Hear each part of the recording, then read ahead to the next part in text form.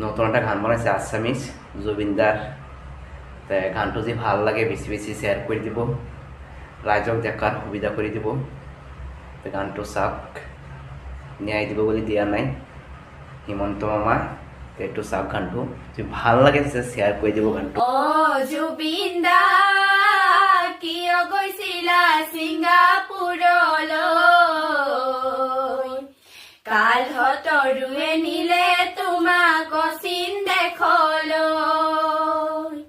চৰকাৰে কৈছিলে তোমাক ন্যায় দিম বুলি, আজিলৈকে ন্যায় নাই আছে কথা দি। অহা জনম জনম লবা ছিংগাপুৰত, নিজৰ সপোন পুৰাবলৈ আহিবা অসমলৈ। অসমলৈ আহি তুমি ন্যায় লবাহি,